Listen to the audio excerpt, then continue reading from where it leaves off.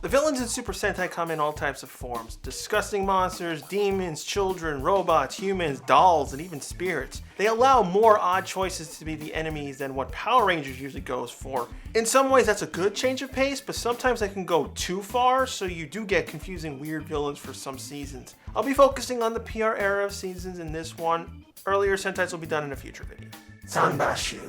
This one's an odd choice. Villamax in Lost Galaxy was completely different from his Gingaman version. While he was honorable and acted like a father figure to Trakina, Sanbashu ran his army like a biker gang. Totally insane, shot his gun at everyone, pointed it at kids, didn't care who got killed, basically like Billy the Kid. I love his suit, it's all made out of bullets and other leather type stuff. Sometimes I don't need a fleshed out personality to like a character. They can be fine as two-dimensional ones. Being over the top helps.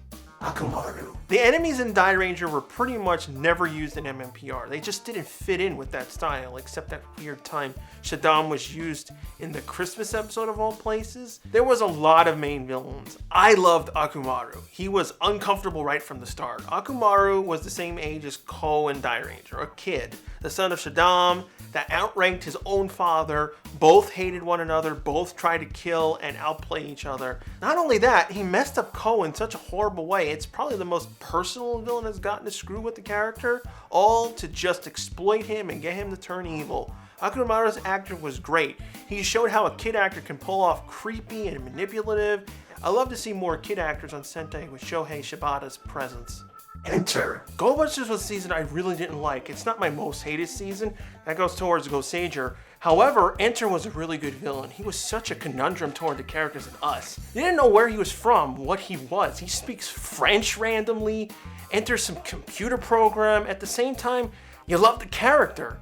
He'll just randomly be funny or say the most craziest things, points out flaws, smart, and takes advantage of the character's weaknesses, has backup plans under regular plans, even becoming an evil buster. I say he's one of the really good evil characters done right. Yaiba. The Dark Shadows team in Boukenger. Out of the three, Yami no Yaiba was the balancing act, which gets him to be very serious and stupid at the same time. He had to deal with Shizuka and Gekko everywhere. You feel sorry for him with that. But the main reason why I loved him was because Yaiba screwing with Bouken Black. He was the cause of Matsumi turning bad. He says he had the right evil, the person that had goals that would do anything to accomplish them. Yaiba played with his mind, and not because he wanted another bad guy a part of the Shadows, but to help out his own plans of revenge. Yaiba kept Akashi on his toes. He knew Bouken Black was his responsibility, and if he turned on everyone, it would cause a huge breakdown on the whole team. Not only messes with Matsumi, but also tactically gives Yaiba an advantage over everyone. Kill two birds with one stone. Bakchus. Bakchus, I think, was a better outburst character than Bandora. While Bandora was crazy with revenge and abused her lackeys, she didn't really show this side towards the Jew Rangers. Bakchus does show this insanity towards the old Rangers. It does have its flaws, it's the reason why he was killed so early on, but I like that about the show. It showed that the villains don't have to be this mysterious hidden figure with this immense power. It shows them having a weakness, as well as he had a family, an evil, twisted family, but nonetheless, his wife and child did look up to him, so it gave all kinds of cool episodes to do in O Ranger. While Bandora was pretty much the only one able to come up with plans, everyone else just followed orders. I always like when a main villain gets his hands dirty, fights the Rangers, even if they lose, it could still be a good story idea. Worked out good for Ryo and Gekiranger. Bakchus felt more real with flaws. I'd rather have him than Enma and Maji Ranger. Agent Arrera. Aberera only cared about money and crime, but the way he did his stuff was in a secretive, grand scale. If you have to keep the main bad guy hidden away from the Rangers for most of the season, this is how I like it done. He's basically Sentai's mob boss, half bat, half fishbowl. The plans he came up were impressive. While he screwed up and lost a lot, his ultimate goal was still to get rid of the SBD. He used all sorts of tactics. Most of the time, he wasn't the one taking the risk. Other people came in, bought his robots, and they took on the Rangers. He made money off his stuff, and those bad guys got killed. He never really lost anything. When he finally broke in and took over Deca Base, that was one of the closest villains I've gotten to actually winning, using Base to to literally kill everything about SPD. I really loved the Gekiranger finale. So many risks towards the team, Swan, Break, and Kruger. What made him extra good as a villain, he was voiced by Tomoharu Takio, who's mainly known for voicing Frieza. That guy knows how to do psychotic characters to the letter. Juzo. How do I sum him up? Complicated. Rangers have had rivals in other seasons, but Shinkenger came up with, I think, the best one. Juzo along Dayu was really the saving grace of the Gerushu side of Shinkenger's story.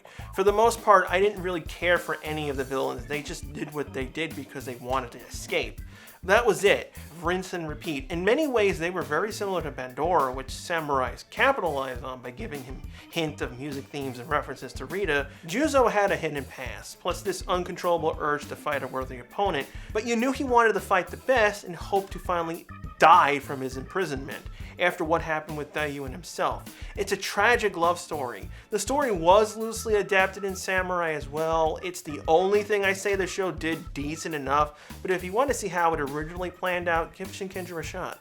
Ryo. Oh, the endless amounts of Ryo-sama that Melee said in this season. I never have a problem when villains turn good. It has to be done right or it feels forced. This is the problem Jungle Fury had when doing this with Jared. With Ryo plus Melee, they were the baddies. But because they were human, Melee being goofy and Jan trying everything to change Ryo's outlook, you didn't hate them. It's a hard balancing act. You want your villains to be bad, but can't go too far or people end up just hating them. It doesn't take much to cross people's subjective lines. It was ingenious that they gave them teachers and Long because it helped keep the tension of the show going while Ryo started waning. Another thing was that even though Ryo and Melee mastered all the styles that were considered evil, they were still able to use them for good. That's what I liked about Gekiranger. They had gray areas. They weren't accepted just like that. Ran and Retsu completely objected to them. It caused a split between Jan and the others. This is how a good villain helps out the hero's story.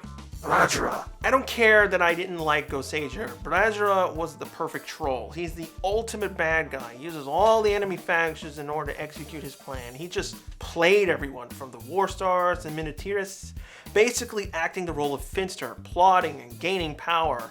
The best twist was finding out he was a part of the angel species that Go Ranger were from. Yes, it was very religious and on the nose. That's what made the twist good. They even tried to put in false flags with Gosei Blue's killed teammate. Thanks to how good this character was, Rock and Megaforce was pretty good too. I liked him out of pretty much everything from the seasons, including the Rangers.